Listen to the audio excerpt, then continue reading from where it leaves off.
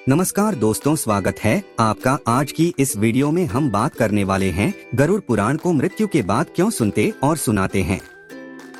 हिंदू धर्मानुसार जब किसी के घर में किसी की मौत हो जाती है तो 13 दिन तक गरुड़ पुराण का पाठ रखा जाता है।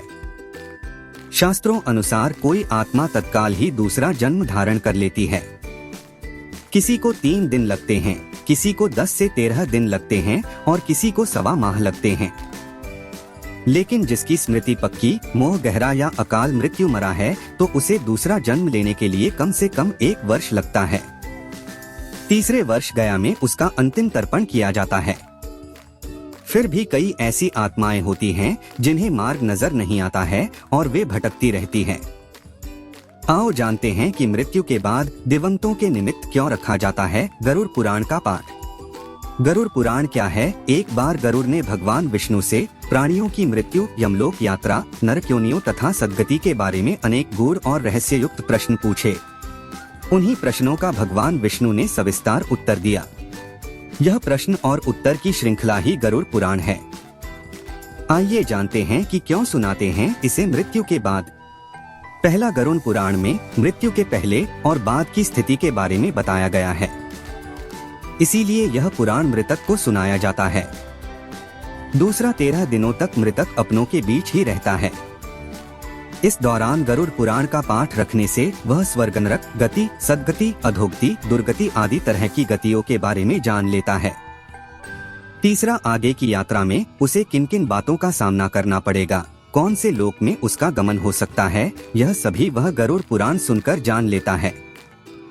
चौथा, जब मृत्यु के उपरांत घर में गरुड़ पुराण का पाठ होता है तो इस बहाने मृतक के परिजन यह जान लेते हैं कि बुराई क्या है और सद्गति किस तरह के कर्मों से मिलती है, ताकि मृतक और उसके परिजन दोनों ही यह भलीभांति जान लें कि उच्च लोक की यात्रा करने के लिए कौन से कर्म करना चाहिए।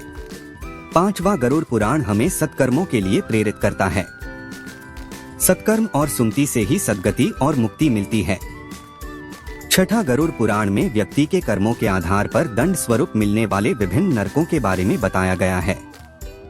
गरुड़ पुराण के अनुसार कौन सी चीजें व्यक्ति को सद्गति की ओर ले जाती हैं, इस बात का उत्तर भगवान विष्णु ने दिया है। सातवां, गरुड़ पुराण में हमारे जीवन को लेकर कई गूढ़ बातें बताई गई है, जिनके बारे में व्यक्ति को जरूर जानना चाहिए। आत्मज्ञान का विवेचन ही गरुड़ पुराण का मुख्य विषय है। गरुड़ पुराण के 19,000 श्लोक में से बचे 7,000 श्लोक में गरुड़ पुराण में ज्ञान, धर्म, नीति, रहस्य, व्यावहारिक जीवन, आत्मा, स्वर्ग, नरक और अन्य लोकों का वर्णन मिलता है।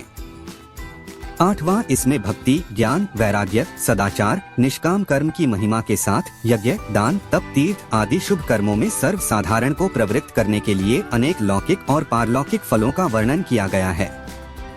यह सभी बातें मृतक और उसके परिजन जानकर अपने जीवन को सुंदर बना सकते हैं।